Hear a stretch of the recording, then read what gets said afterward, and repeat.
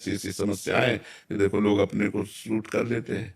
तो नाम जप आपको हर विपत्ति से बचाएगा, नाम जप हर विपत्ति सहने की सामर्थ्य देगा, बचाने का। जैसे किडनी खराब है, परेशानियां हैं, लेकिन नाम जप के प्रभाव से कोई परेशानी नहीं, हम आनंदित हैं। तो हम आपसे बात कर रहे हैं, प्रश्न उत्तर कर रहे हैं, सुबह से हमारी दिनचर्या चली, रात के 1 बजे उठ जाते हैं, दिनचर्या चल रही। तो जो एक स्वस्थ पुरुष की दिनचर्या चलनी चाहिए वो हमारी चल रही। तो किसके बल से चल रही? नाम के बल से तो चल रही। तो नाम की तो महिमा है कि हमारे को गिरने नहीं दे रही, ऐसी परिस्थिति में भी हमें निराश, हताश, उदास नहीं होने दे रही। यही तो बात है नाम की। प्रारब्ध भोग तो भोगना है, वो भोग रहे हैं, लेकिन आनंद पूर्वक दिन कट रहा है, शोक पूर्वक नहीं कट रहा। और जो भगवान से जुड़े नहीं होते तो ये सब देख करके उनका मन कहने लगता है कि इससे अच्छा है मर जाए तो अच्छा है, नहीं लगता। अगर नाम जप करोगे तो माना प्रारब्ध नहीं काट सकता, लेकिन वो प्रारब्ध भोगने का सामर्थ्य तो दे देगा। भोगने की आपके अंदर जो प्रवृत्ति है उसको आनंद भोगने में लगा देगा, बचा देगा भगवान। और वो प्रारब्ध बहुत हल्का होकर आता है। इसलिए हम कहते हैं कि जैसे आपने पूछा फिर नाम का महत्व क्या, ये सब नाम का महत्व है। प्रारब्ध भगवान ने ऐसा दिया, तो महिमा और प्यार इतना दे दिया। भगवान ही 3 रूपों में आके प्यार करते हैं। तो भगवान नाम बहुत चमत्कारिक है, भगवान नाम बहुत महिमामय है, भगवान नाम सब दुखों को मिटाने वाला है। अगर आप चाहोगे तो आपके प्रारब्ध को भी मिटा देगा।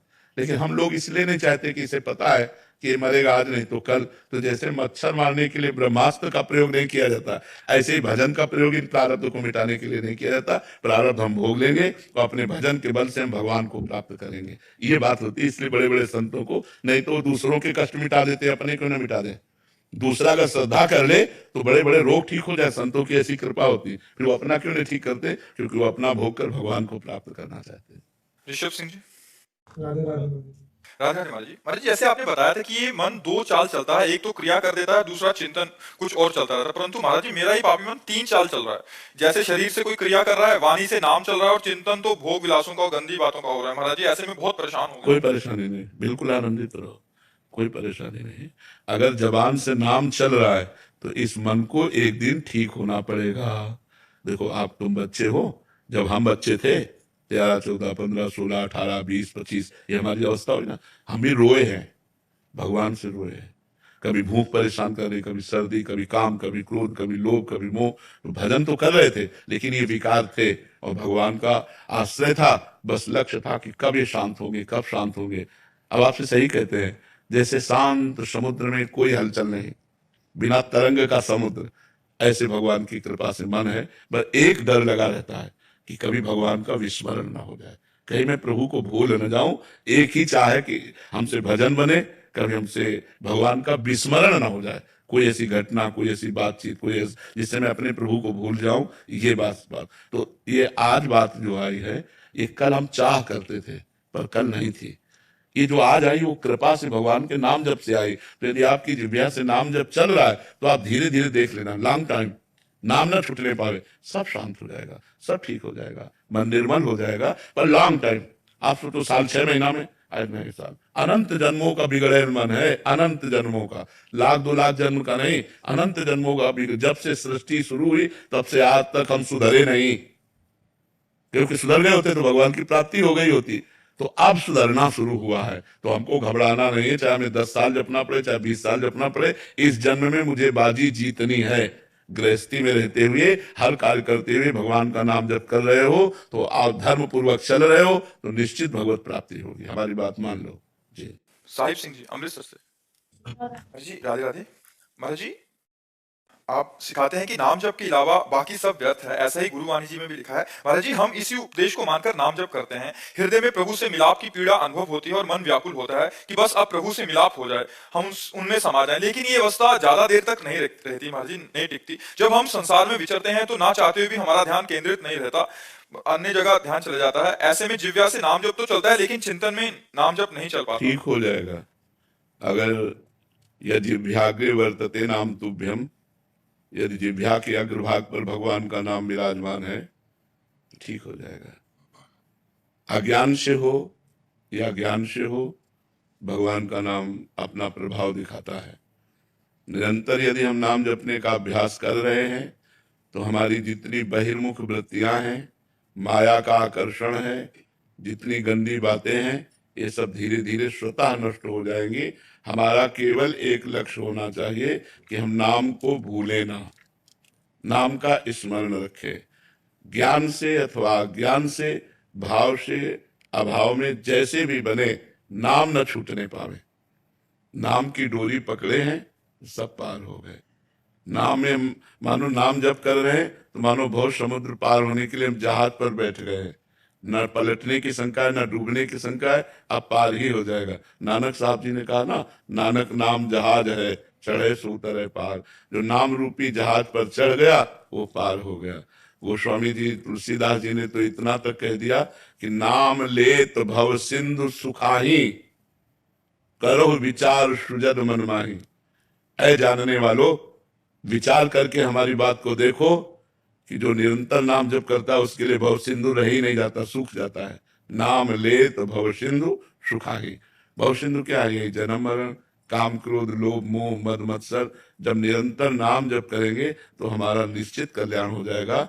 अभी हमारा मन केंद्रित नहीं होता, विषयों में चला जाता है। तो हम नाम और जप करेंगे तो हमारे अंदर अध्यात्म बल बढ़ेगा और मन विषयों में न जाकर फिर परमात्मा में लगेगा, वाहे गुरु में लगेगा। उसी से हमारा परम मंगल हो जाएगा। हम हर समय नाम जप करते रहे, ये देखें मन लगे या ना लगे। हमारी बात पर ध्यान देना। जैसे मन लगे ना लगे, हम भोजन पाए तो हमारा पेट भर जाता है, ऐसे ही नाम, नाम में बड़ी सामर्थ्य है। एक बार एक संत थे केवल, कुबाजी महाराज, उनको केवल राम जी कहते थे, बाद में उनका नाम कुबाजी हुआ। केवल राम जी महाराज वो गृहस्थी थे और उन्होंने एक नियम लिया था कि यदि हमारे घर संत आए तो कभी उनको भूखा नहीं जाने देंगे। और गरीब थे, प्रायः पहले गरीबी बहुत अधिक थी, अन्न धन की बहुत अव्यवस्था थी। तो एक दो संत आए तो पवा देते, वो मेहनत मजदूरी करते थे। देखो कैसी भक्ति थी, मेहनत मजदूरी करते थे और जो उनके घर संत आ जाते थे उनको पवा देते थे। एक दिन भगवान की कृपा से संतों की मंडली आ गई। पहले संतों की मंडलियां विचरण करती थी, हमारे सामने तक रही हैं। अब तो सब धामों तीर्थों में वास करने लगे, पहले विचरण करते थे। 50-50, 60-60, 100-100 संतों की मंडली होती थी। और हमारे शास्त्रों में तो लिखा है 88,000 ऋषि एक साथ रहते थे। शौनक जी उनके मुखिया थे। 88,000 ऋषि एक साथ, एक मंडली में 88,000 ऋषि रहते थे। और दुर्वासा जी तो हजारों चेलों के साथ तो भ्रमण करते ही थे। तो पहले बहुत सी मंडलियां थी, तो एक मंडली पहुंच गई। अब कम से कम 50 संत होते एक मंडली में।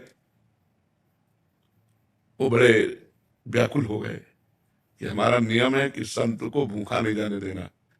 और इतनी व्यवस्था थी नहीं, एक दो संत, 4 संत की व्यवस्था थी, 60 संत की व्यवस्था नहीं थी। रोज मजदूरी करते, जो ले आते उसी में संतों को पवाते, परिवार चलाते। अब 60-150 संतों को एक साथ भोजन जिवाने के लिए, अब वो पत्नी से बोले तो हमारा नियम टूट जाएगा और आज बहुत बड़ा हानि हो जाएगी अगर संत हमारे दरवाजे से भूखे गए। पहले लोग धर्म को जानते थे, मानते थे, आज तो दबका के भगा दे, दरवाजे से दबका के भगा दे। कोई कोई है जो संतों का आदर करते नहीं, दबका के भगा दे। अब उन्होंने बाजार में जाकर सेठों से मिलना शुरू किया कि हमारे यहाँ 50 संत आए, अगर उनको भोजन दे दो तो जो आप काम कहोगे वो हम काम कर देंगे। तो एक बड़ा चतुर धनी था, उसने कहा कुआं खोद दो अगर हमारे लिए पानी के लिए, तो तुम्हारे 50 संतों का भोजन, घी दाल चावल आटा ये हम दे देंगे। तो उनका पक्का पक्का कुआं खोद देंगे। अब बात तय हो गई, वो लेकर के गए, अपने संतों को पवाया। संत पाकर जब चले गए तो पति पत्नी दोनों मिलकर के वो कैसे फावड़ा चलाते, राम, वो उनके तसला में गया, उठाती राम और बाहर फेंकती। एक एक फावड़े में राम राम जपते, एक एक तसले में राम राम कह के उनकी पत्नी उठाती। अब महीना तो लग ही गया, खोदते खोदते। अब नीचे जब खोद रहे थे और वो ऊपर बाल्टी से मिट्टी घसीट रही थी तो अचानक आधा कुआं फट करके बैठ गया। अब पत्नी हाय हाय करके चिल्लाने लगी। अब लोग आए, और उस समय जेसीबी तो थी नहीं कि प्रयोग किया जाता। अब कहा भाई संतोष करो, अगर कुआं खोद के निकाले भी तो मरा ही निकलेगा, तो दफना, समझ लो कि दफना दिया। अब जिंदा तो बचेंगे नहीं, आधा कुआं उनके ऊपर फाट करके गिर गया नीचे का, बालू सहित ऐसे। अब वो जिंदा तो होंगे नहीं, तो लोगों ने और मिट्टी डाल करके पाट दिया, और कुछ धनी मानी लोगों ने उनकी पत्नी को दे लेके संतुष्ट किया भोजन आदि से। हम तुम्हें नाम महिमा सुना रहे हैं। लिखित है श्री भक्तमाल जी में केवल राम कुबा जी का चरित्र। 1 महीना हो गया, वहां से राजा की सवारी निकली, जहां कुआं खुदा था पास में से, तो राजा को आवाज सुनाई दी, राम राम राम। तो राजा सवारी से उतरे, बोले इतनी दर्द भरी आवाज कहां से आ रही? तो आवाज का लक्ष्य करके गए, तो आवाज जहां कुआं पूर दिया गया था वहां से आवाज आ रही थी। उनका यहां आवाज आ रही, गांव के लोगों को बुलाया, यहां आवाज कैसे आ रही? तो उन्होंने घटना बताई कि 1 महीना पहले कुबा केवल राम जी जो है वो इसमें दब गए थे, तो कुआं पाट दिया गया। पूरी बात बताई। उन्होंने तुरंत राज सैनिक लगाए और बोले तुरंत खोदो। अब राज सैनिक राजा आ गया, देर न लगी, 2 दिन में कुआं। और जब वहां नीचे पहुंचे तो एक पहाड़ी बनी हुई थी, गुफा। देखो नाम का प्रभाव, एक गुफा बनी हुई थी और वो ऐसे बैठे, राम राम। अब वहां देखा कि एक सुंदर घड़े में पानी और सामने सुंदर भोजन, और वो भोजन जो मलमूत्र न बनावे, चिदानंद भोजन, और आराम से गुफा सी बनी थी, उसी में बैठे राम राम। जीवित निकले 1 महीने बाद, स्वस्थ और जीवित निकले। सब आश्चर्यचकित हो गए, राजा उनके चरणों में गिरे। तो देखो भगवान नाम का प्रताप। अच्छा, केवल कुबा जी की बात नहीं, प्रहलाद जी को आग में जलाया गया, विष दिया गया, क्या क्या नहीं किया गया। भगवान के भक्तों के साथ संसार बड़ी विचित्र लीला करता है, बड़ा विरोध करता है। मीरा जी को नाम के जपने में ही बाधा पहुंचाने के लिए उनके देवर ने उनको विष दिया, हलाल विष। दासी बहुत प्रवीण होती है, तो उन्होंने गुप्तचरों द्वारा पता लगाया कि इतने प्रेम से क्यों भेजा जा रहा है ये। तब गुप्तचरों ने बताया, सबके गुप्तचर होते तो वो भी रानी थी, गुप्तचरों ने बताया इसमें विष मिला हुआ है, ये चरणामृत नहीं, हलाल विष है, ये हजारों आदमियों को मार सकता है, इतना कटोरे में विष है। पर उन्होंने ये कहकर भेजा कि गिरधर का चरणामृत है। तो मीरा जी ने कहा गिरधर का चरणामृत है तो मैं जरूर पीऊंगी। तो दासी ने कहा महारानी गिरधर का चरणामृत नहीं, इसमें विष मिला है। बोले बावरी, जब गिरधर का चरणामृत कह दिया तो आप गिरधर का ही चरणामृत है, और पूरा प्याला पी गई विष का। और बस गिरधर गिरधर रात भर नाम कीर्तन करते हुए कुछ नहीं हुआ। तो विक्रम राणा को लगा कि ये वैद्य मीरा जी से मिला हुआ है, इसने जहर नहीं तैयार किया। इसने तो बुलाया उस वैद्य को, और जो कटोरा था उसे धो के पिला दिया, वो मर गया तुरंत। कटोरा धो के पिला दिया, वो तुरंत मर गया। मीरा जी को सूचना मिली, मीरा जी फिर गई और वैद्य के समीप बैठ करके और कहा, यदि मन वचन कर्म से मैं गिरधर के सिवा किसी को अपना नहीं मानती, और सत्य है सब में भगवान वास करते हैं, इस प्रभाव से वैद्य जीवित हो जाए। तुरंत तो वैद्य जीवित हो गया। ऐसे ऐसे नाम में चमत्कार प्रकट हुए हैं, ऐसी ऐसी नाम की महिमा है। तो हमें अविश्वास नहीं करना चाहिए, हमें नाम जप करना चाहिए, मन लगे या न लगे। जैसे भोजन पाए, मन लगे न लगे, पेट भर जाता है, ऐसे हमारा काम बन जाएगा। भाव कुभाव अनख आलसहु, नाम जपत मंगल दिशि दसहु। दसों दिशाओं में उसका मंगल होगा जो भगवान का नाम जप करेगा। राम सिंह राणा जी, महाराज जी, आप कह रहे हैं कि आपने मानवता के नाते बहुत सारी सेवाएं ले रखी हैं और करते भी हैं, और काफी सारी सेवाएं इन्होंने लिखी हैं। महाराज जी कह रहे हैं कि जब सच्चे भाव से सेवा करने पर भी अपमान और आलोचना मिले तो मन, यही मंगलमय हमारी सेवा का प्रतीक है। हमारी सेवा का प्रतीक ये नहीं है कि हम सेवा करें और लोग हमारी प्रशंसा करें। हमारी सेवा सही तभी है जब हमारा लोग अपमान करें, लोग हमारी निंदा करें और हम सेवा से हटे ना। ऐसे में मन स्थिर कैसे करें? अरे मन बहुत प्रसन्न होता है जब हम भगवान को लेकर करते हैं, इंसान को लेकर करते हैं तो हमें परेशान। अंदर तो रहता है ना, कोई तो शाबाशी दे, कोई तो जय हो जय। सबसे बड़ा मालिक शाबाशी देगा, उससे बढ़कर क्या बात। होमगार्ड पीठी थपथपा दे, वो अच्छी बात कि राष्ट्रपति पीठी थपथपावे, हमें बताओ। तो अनंत ब्रह्मांडों के स्वामी के लिए सेवा करो समाज की, कि समाज के रूप में भगवान ही विद्यमान है। हे भगवान, आपके द्वारा दिए हुए बुद्धि, बल, धन, पद, इसके द्वारा मैं समाज सेवा कर रहा हूं, तो आप कभी डगमगाओगे नहीं। और आपको सच्ची बताए, इस संसार का स्वरूप है कि अगर आप अपना सर्वस्व लुटा देंगे तो लुटाने के बाद वो ताली बजा के हंसेगा, ये नहीं सोचेगा कि ये इंसान कितना समर्पित है कि अपनी सुख सुविधा भी जन समाज को दे दिया, वो ये नहीं समझेगा। सारा कुछ दाव पे लगा। हाँ, वही कह रहा हूं। ऐसे हालात खड़े हुए हैं कि मेरे को समझ नहीं आता, मैं अब पीछे हट नहीं सकता। नहीं, लोगों की उम्मीदें बहुत ज्यादा मेरे से। जी जी। कह रहे हैं कि बाढ़ पीड़ितों को कोरोना में एम्बुलेंस, अस्पताल, अभी लोगों के लिए 1100 एम्बुलेंस की अनाउंस की है। जी। ये सब भगवान को समर्पित करो तो आप आनंदित रहोगे। अगर आप लोगों से वाहवाही चाहेंगे तो नहीं मिल पाएगी, लोगों से चाहेंगे तो नहीं। नहीं, वाह नहीं करे, बट कम से कम कुछ ना बोले तो सही। कुछ ना बोले, नेकी कर दरिया में डाल तो आनंदित रहोगे। अगर नेकी का उत्तर नेकी चाहोगे तो यहां से नहीं मिलेगा, वहां से मिलेगा।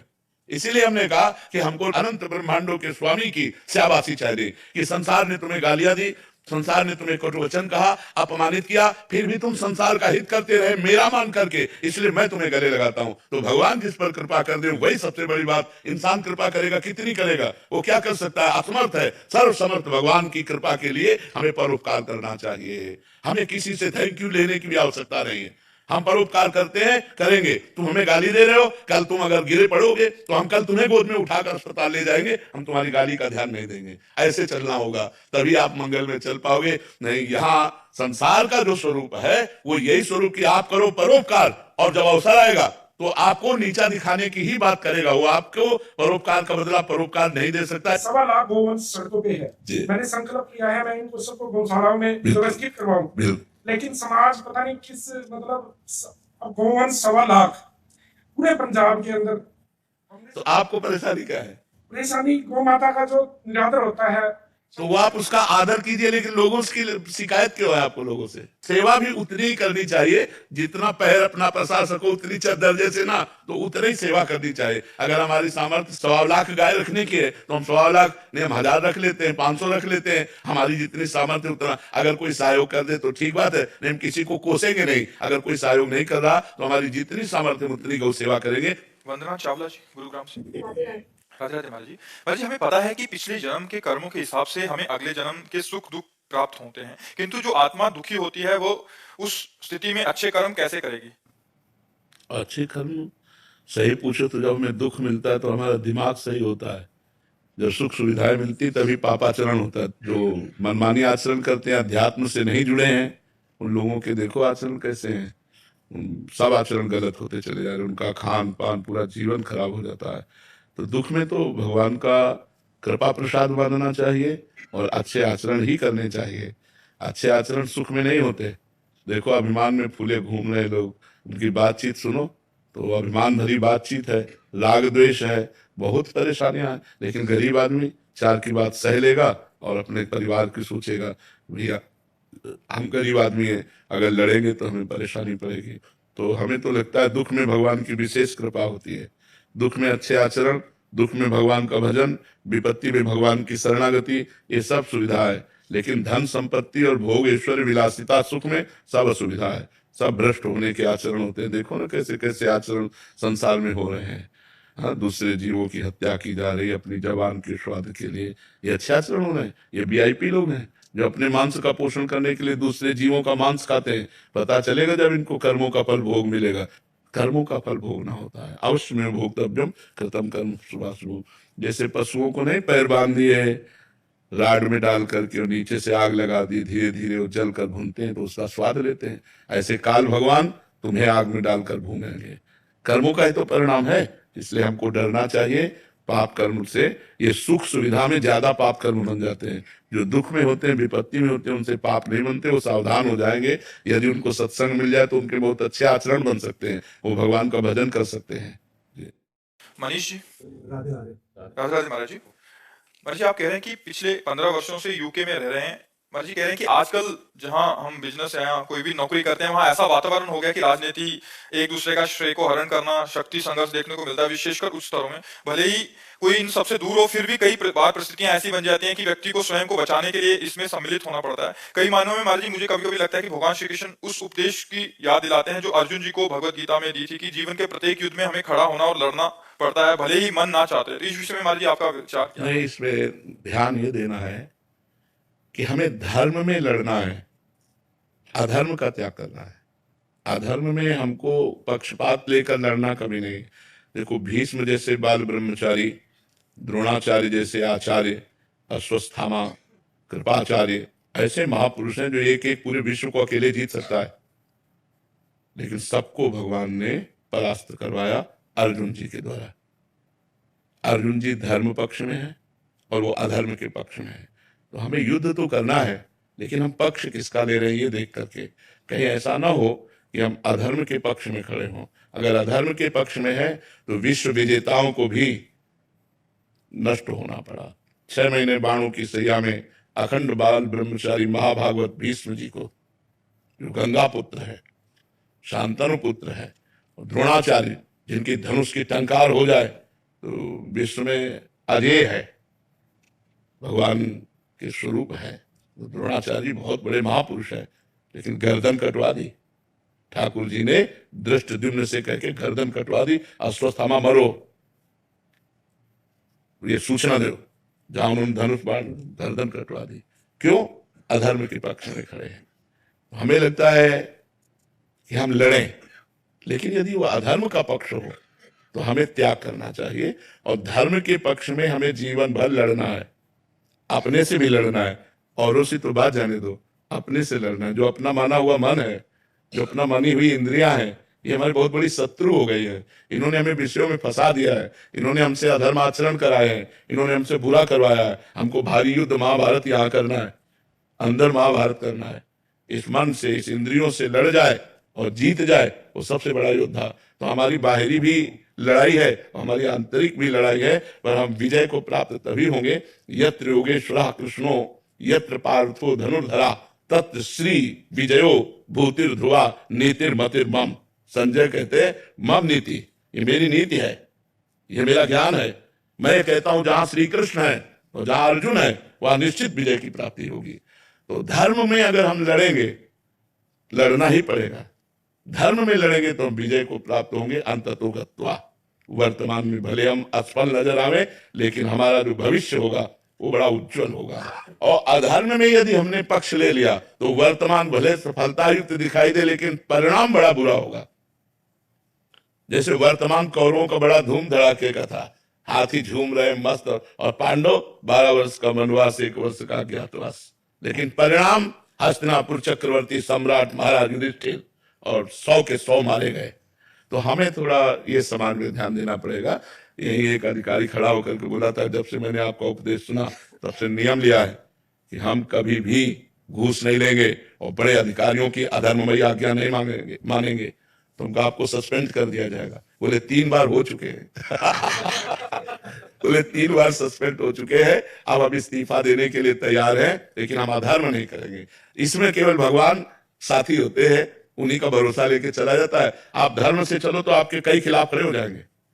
किसी भी डिपार्टमेंट में हो, आप ईमानदारी से अपने पद का, कर्तव्य का पालन करना चाहे तो 10 आपके विरोध में खड़े हो जाएंगे, और आने दो और खाने दो तो 10 हाथ मिलाएंगे आपसे, तो परिणाम अच्छा नहीं होगा उसका। से रावण के भाइयों ने, उनके पुत्र ने ये कहा कि मतलब उन्होंने समझाया रावण को जाके कि आप अधर्म के मार्ग पर। हाँ। लेकिन जब भीष्म जी समझाने गए कुंभकर्ण जी को, तो कुंभकर्ण ने आगे से ये उत्तर दिया उन्हें कि मतलब यहाँ पे रावण जैसा भाई और राजा, मेरा इस समय दायित्व है कि हमारा इस समय हमारे यहाँ पे युद्ध चल रहा है। कुंभकर्ण ने उनसे यही कहा कि भाई, मैं धन्य मानता हूं कि तू मेरा भाई है, पूरी बात कहो।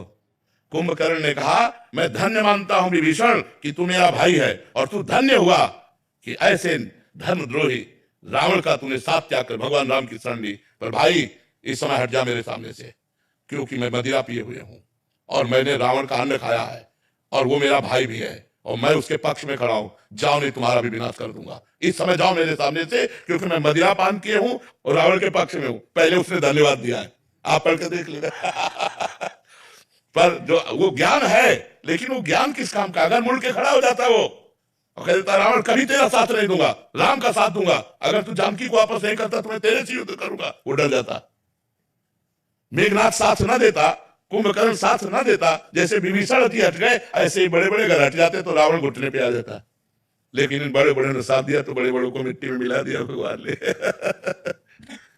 महाराज जी, शरीर की पत्नी दुर्भाग्यवश झूठ और प्रपंच में संलग्न है और प्राय अत्यंत प्रतिकूलता देती है। जीवन के कई महत्वपूर्ण विषयों पर भी ज्यादा सहयोग नहीं करती। उसकी प्रतिकूलता को मैं अपना प्रारब्ध समझकर शांति से कोशिश कर रहा हूँ, परंतु मन में उसके प्रति द्वेष या दोष भावना जागृत हो जाती है और खुद के प्रति अहंकार बढ़ जाता है। महाराज जी, नहीं आनी चाहिए और प्यार करना चाहिए। ये तुम हमारे प्रारब्ध को मिटाने के लिए पत्नी रूप में आई हो, तो हमारा जो कर्तव्य है तुम्हें प्यार देना, तुम्हें सुविधा देना, वो मैं दूंगा।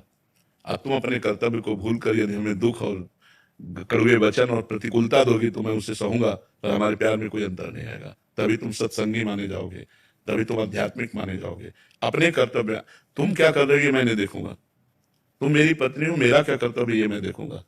तुम्हारा जो व्यवहार है भगवान जाने। हमारे प्रारब्ध को भुगाने के लिए आप पत्नी रूप में, पुत्र रूप में, परिवार के किसी सदस्य के रूप में कोई आता है तो हम उस प्रारब्ध को सहर्ष भोगे, आध्यात्मिक है, और उस हमारा क्या कर्तव्य उसके प्रति ये हमें करना चाहिए। तो आप निकल जाओगे और जो जैसे कर्म करेगा उसको वैसा भोग भोगना पड़ेगा। आप निकल जाओगे, आप संसार चक्र से ऊपर उठ जाओगे। तो इसलिए आप ऐसा कर्तव्य करो। पत्नी में भी भगवान है, कभी विरोध मत करो। एक सलाह दे दिया, ना माने कोई बात नहीं, आप अपने मार्ग से चलो। अगर वो आपका त्याग कर देती है तो कोई बात नहीं, आप त्याग मत कीजिए, आप उसका विरोध मत कीजिए। अधर्म के आचरण कर रहे तो बता देते कि अधर्म है, अगर ऐसा करोगे तो आपका परिणाम बहुत बुरा होगा, क्योंकि अधर्म का परिणाम बुरा होता है। अब आप देख लो, अगर आपको ऐसे ही चलना है तो आप चलिए।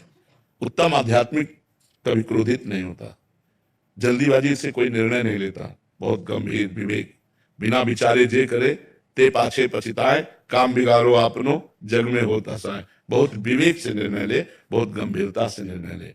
तो हमें लगता है यदि हम बर्दाश्त करना सीख जाए तो हम अपने परिवार को बचा सकते हैं, हम अपने आप को बचा सकते हैं, हम संभाल सकते हैं, बड़ी बड़ी विपत्तियों से बच सकते हैं। आज हम लोगों में सहनशीलता कम हो रही, नाक में गुस्सा रखा है, जरा सी बात में हम लड़ जाते हैं, कड़वा बोलने लगते हैं, यहाँ तक कि हिंसात्मक वृत्ति हो जाती है, भाई भाई को हिंसा वृत्ति से पीड़ित करता है। ऐसा नहीं होना चाहिए, बहुत सहनशील होना चाहिए। मैं तो क्या है कि दोष दर्शन जब होता है ना, तो जो मन करता है पीछे खींच लेने का अपने को, जो प्रेम है हृदय में, मन करता है पीछे खींच लिया जाए। ऐसी ऐसी प्रवृत्ति होती है जब दोष दर्शन है। पर आपने जो समझाया उससे ये है कि दिल को देखो, वैसे यहाँ प्रेम तो गुप्त ही रखना है, यहाँ प्रेम का नाटक करना है। प्रेम तो केवल प्रभु से करना है, और प्रभु को मान करके ही हम सब जगह प्रेम करें। हमें असली प्रेम किसी से नहीं करना, असली प्रेम तो सिर्फ प्रभु से करना है। यहाँ प्रेम का नाटक करना है, कहीं पिता बनकर, कहीं पुत्र बनकर, कहीं पति बनकर, कहीं भाई बनकर, कहीं मित्र बनकर, अलग अलग व्यवहार से हमें प्रेम करना है। तो हमें प्रेम का नाटक करना है, क्योंकि जगन नाटक वही भवा, एक नाटक हो रहा है। सत्य प्रेम करोगे तो रोओगे, पछताओगे, क्योंकि ये मरण धर्मा शरीर है, आपका, हमारा, सबका। अगर हम सत्य प्रेम करेंगे, वो शरीर उसका छूटा तो हम बेकार हो जाएंगे।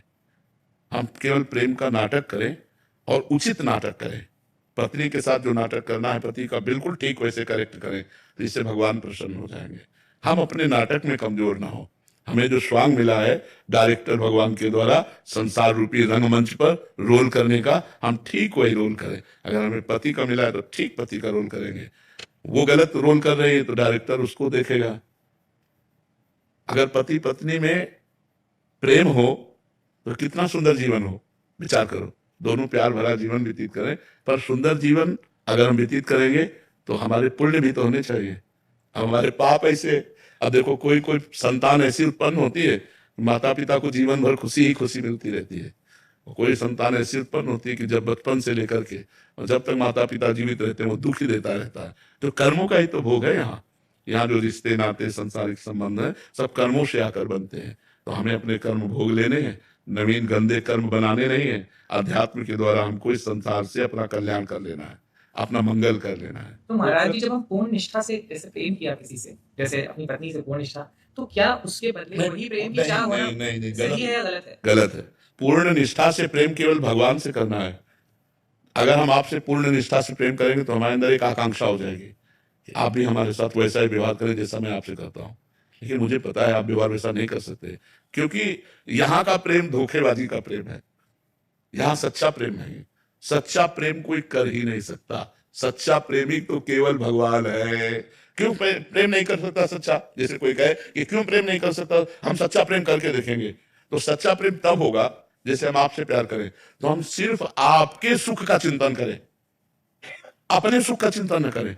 आपके सुख का कभी झगड़ा नहीं होगा, ऐसा हो नहीं सकता। प्यार ये तुम जो चाहो वो मैं करूंगा, तुम जो सोचोगे वही मैं सोचूंगा, जैसे तुम रखोगे वैसे मैं रहूंगा, ये प्यार होता है। तो ऐसा तो संसार में हो नहीं सकता। संसार में कोई भी प्यार करता है तो यही मांगता है। देखो, लोग अपने प्यार का दबाव कैसे डालते हैं, हम आपसे प्यार करते हैं, हमारी बात मान लो। किसी भी बात को मानना है, हमारी बात मान लो। नहीं, प्यार ऐसा नहीं होता। प्यार उसकी बात, इसीलिए यहाँ प्रेम तो है नहीं बच्चा। यहाँ स्वार्थ को भले प्रेम कह सकते हो, आसक्ति को भले प्रेम कर सकते हो। मतलब बहुत कड़वा है बच्चा।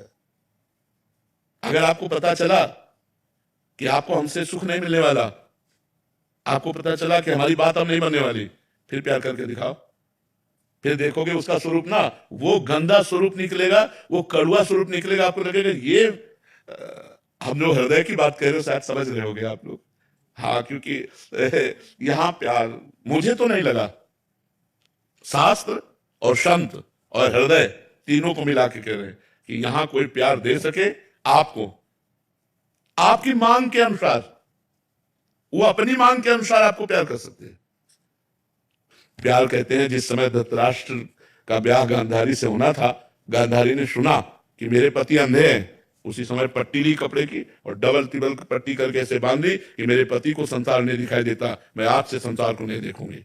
ब्याह के पहले ही गांधारी ने पट्टी बांध दी। थोड़ा प्यार इसे कहते हैं। ऐसा कहाँ प्यार मिलेगा? वो तो देवी है, वो तो सती है, पतिव्रता है। तो हमें लगता है संसार में प्यार तो हमें तो नहीं दिखाई दिया आज तक। किसी को मिल रहा हो, कोई ऐसा समझ रहा हो, तो हमें लगता है वो धोखे में है अभी। तो आज का जो प्राणी है उस स्वार्थ में इतना अंधा हो रहा है कि वो प्रेम को तो मतलब आदर ही नहीं कर रहा है, प्रेम का अनादर ही हो रहा है। तो मुझे लगता है कि भगवान के सिवा प्रेम करना धोखे में फंस जाना होगा। भगवान से प्रेम करो और यहाँ नाटक करो प्रेम का, पति पुत्र परिवार का, जैसा जहां स्वांग है वैसा वहां नाटक करो और प्रेम करो। भगवान से तो निकल जाओगे, संसार से मुक्त हो जाओगे। महाराज ये प्रश्न हम एक सामाजिक उसके लिए रख रहे हैं।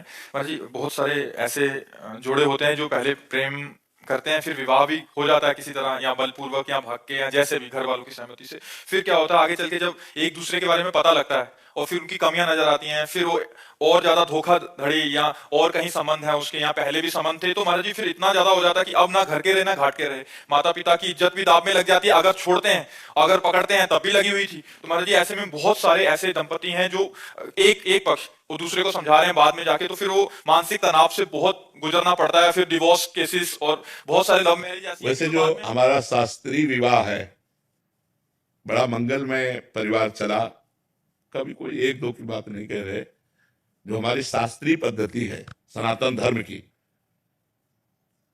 10 बार लड़का और लड़के के परिवार का परिचय लिया जाता था जाके। गुप्त रूप से भी लोग जाते थे, आसपास व्यवहार में बैठे, भैया राम राम, ये पड़ोसी कैसे हैं आपके, तो वो सब पता लगाते थे। लड़की लड़के को तब देखती थी जब मंडप पे बैठा होता था, और लड़का लड़की को तब देखता था जब घर में पहुंच जाती थी। लेकिन आजीवन दोनों निर्वाह करते थे, खूब बढ़िया संतान, खूब परिवार। लव मैरिज करते हो, डिवोर्स की बात करते हो। लव मैरिज किसे कहते हैं? प्यार। अगर एक बार तुम्हें प्यार करके स्वीकार किया तो आजीवन तुम्हारा निर्वाह करे, फिर किसी और की तरफ ना देखे। नहीं, गांव में डिवोर्स, अरे शाम तक पति पत्नी में अगर दिन सुबह लड़ाई हुई तो शाम तक फिर खा पी के मिलकर डिवोर्स शब्द कहा है सर। एक दो बातें अगर एक दूसरे के प्रतिकूल हो गई तो शाम तक फिर एक हो गए, उसमें कभी ऐसा नहीं। घर परिवार में या बहुत मायके 2-4 दिन हो गई बस पिया। मायके की दोस्त देती है, चली जाऊंगी मैं, जाती नहीं कि शाम को नहीं, बड़ा प्यार में जीवन हमने तो देखा है। गृहस्थी में हम किसान के घर पैदा हुए तो गांव का हमने जो माहौल देखा है, बड़ा प्यार भरा जीवन था यार, बड़ा प्यार भरा जीवन। आज प्यार का खुला छूट है तो उसी की दुर्दशा हो रही है। अगर हम कह रहे हैं मान लो गड़बड़ी भूल चूक हो गई बच्चापन में, तो फिर ब्याह के बाद गड़बड़ी नहीं होना चाहिए। अब क्या होता है, बच्चे बच्चियां खुली छूट, मनमानी आचरण, जैसा मना वैसा। तो ब्याह में बंधन में बंधने के बाद भी खुली छूट, वो उधर वो उधर उधर, तो सब गृहस्थी। थोड़ी सी प्रतिकूलता मिलने पे फिर उसकी याद आएगी, फिर वहीं जाएंगे। हाँ, वो सब बड़ी मर्जी प्रश्न आते रहते हैं बहुत सारे। हाँ, अब ये ऐसी समस्या है कि बिना धर्म का आश्रय लिए इस समस्या का समाधान नहीं हो सकता। हमारे शास्त्र जो भरे पड़े हैं, देखो कितना प्यार भरा जी। अरे भाई, अपने पति की आराधना करके भगवान को 6-6 महीने के बालक बना दिया अनुसुईया जी ने। जब परीक्षा लेने गए ब्रह्मा विष्णु महेश, तो 6-6 महीने के बालक बना दिया अनुसुईया जी। जल लिया हाथ में, कहा मन वचन कर्म से अपने पति को भगवान मानती हूँ, तुम्हें पातिव्रत धर्म से प्रभावित होकर तुम तीनों भगवान 6-6 महीना हो गए। वो हमारा भारत देश है जहां अपने पति के बल से भगवान को 6-6 महीने के बालक बना दिए। यहाँ बॉयफ्रेंड गर्लफ्रेंड लिविंग रिलेशन, ये भाई। लेकिन आप खुद देख लो कि आप लोगों के चरित्रों का परिणाम क्या हो रहा है कि लव मैरिज करने के बाद, माता पिता परिवार का त्याग करने के बाद तुम्हारे पास जो लड़की आई है उसके साथ तुम कैसा व्यवहार कर रहे हो, या जो अपने परिवार से द्रोह करके लड़का तुम्हें जो समर्पित हुआ उसके साथ कैसा व्यवहार हो रहा है। दोनों का अगर प्रेम विवाह हुआ है तो हमें लगता है आजीवन क्यों नहीं होना चाहिए। क्योंकि पसंद से हुआ है, लेकिन वो प्रेम विवाह प्रेम के लिए नहीं हुआ था, वो काम के लिए हुआ था। जब काम की पूर्ति में बाधा पड़ी तो इधर उधर फिसलने लगते हैं, फिर पूरा परिवार नष्ट हो जाता है। तो हमें लगता है हमें धर्म से चलना चाहिए। हनुमान जी पहले क्या करना चाहिए कि अब अगर कुछ नहीं ऐसा हुआ तब क्या जिम्मेदारी है, यहाँ हो गया है प्रेम विवाह, फिर क्या जिम्मेदारी है? देखो एक बात बताएं, जब कैंसर हो जाता है ना, तो चाहे जितने कीमो लगवाओ और चाहे जितना बड़ा ऑपरेशन करो, वो साल 2 साल में धोखा फिर दे ही देता है, नहीं दे देता है। ये कैंसर की तरह बीमारी है काम। साल 2 साल बाद जब आपको उसकी याद आएगी तो आपको मन यही कहेगा कि इसमें सुख नहीं है जो उसमें सुख था। अब आपका धीरे से मन नंबर लगाने का करेगा, धीरे फिर वो बिगड़ता चला जाएगा।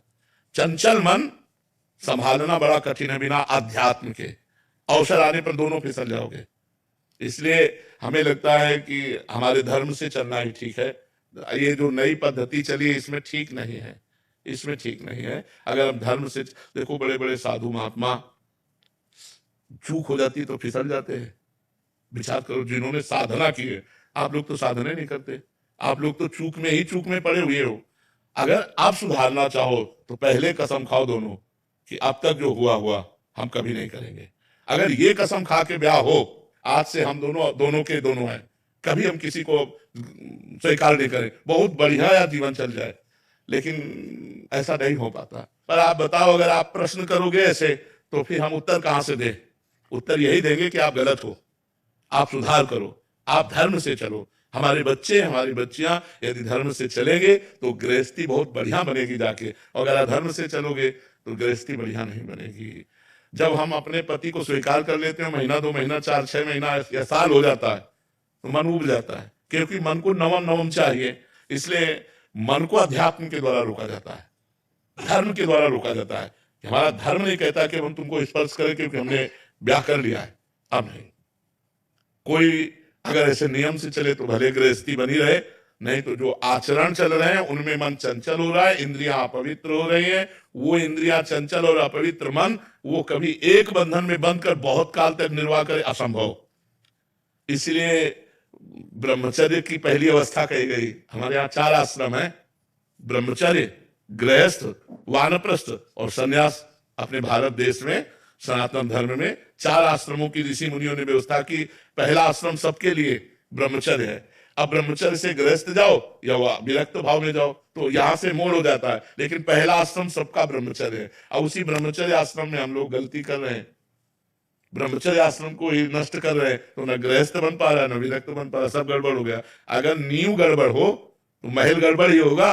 तो हमारी नींव गड़बड़ हो रही है। हमारी जो नई अवस्था है ये थोड़ा गंदे आचरणों की तरफ जा रही है। कोई नए नए बच्चों को देखो व्यसन कर रहे हैं। भला व्यसन करने की अवस्था है कि अध्ययन करने की अवस्था है? जहां हमें उन्नति करनी चाहिए वहां हम अवनति वाले मार्ग स्वीकार। कोई गलत आचरण अगर हमारे ना हो बचपन से लेकर के 25 साल तक, तो हम अच्छे विद्यार्थी बन सकते हैं। हम अपनी समाज सेवा के लिए किसी भी पद में जाएंगे, हम बहुत अच्छे बन जाएंगे। अब जब आप शुरू में ही नशा और व्यभिचार आदि दोष स्वीकार कर लिए तो आपकी जो नींव थी वो खराब हो गई। आप किसी भी पद में जाएंगे तो आप भ्रष्ट होंगे, आप उन्नतिशील नहीं होंगे, आप इधर उधर दृष्टि डालने वाले होंगे, आप घूस लेने वाले होंगे, क्योंकि आपका स्वभाव बन चुका है व्यसन करना, व्यभिचार करना। तो व्यसन और व्यभिचारी को अर्थ की अधिक आवश्यकता होती है। तो आप उसे अर्थ चाहिए, चाहे धर्म से मिले चाहे अधर्म से मिले। जो व्यसन रहित है, व्यभिचार रहित है, वो धर्मात्मा पुरुष प्राण त्याग सकता है, लेकिन अधर्म नहीं कर सकता। आज ऐसे मिलना बहुत कठिन है जो धर्म के लिए अपना सर्वस्व समर्पित। हम इसीलिए आर्मी के जवानों को सबसे ज्यादा आदर करते हैं, क्योंकि हमारे राष्ट्र की सुरक्षा में ईमानदारी से प्राण समर्पित करने वाले ये जवान हैं।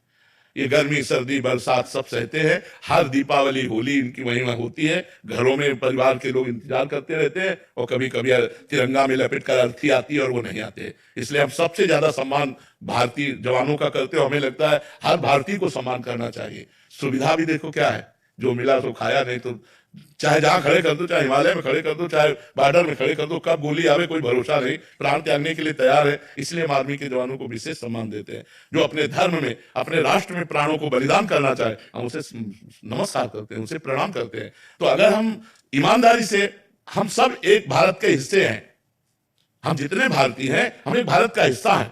अगर हम गड़बड़ होते हैं, गलत आचरण करते हैं, तो हमारा भारत एक हिस्से में गड़बड़ हो रहा है, एक हिस्से में गलत हो रहा है। तो अब नवीन पीढ़ी तो हमारे भारत का भविष्य है, इन्हीं में एमएलए बनेंगे, इन्हीं में सांसद बनेंगे, इन्हीं में अधिकारी बनेंगे। अगर इनके आचरण ठीक नहीं है तो हमारा आगे का जो भविष्य है वो बहुत गड़बड़ है।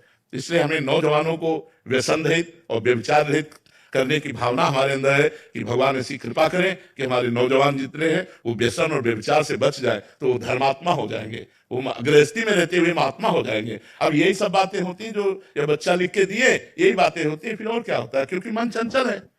मन चंचल है तो कितने दिन एक में टिकेगा, फिर मन तो भागेगा दूसरों की तरफ, दूसरों की तरफ भागेगा तो संबंध विच्छेद हो जाएगा।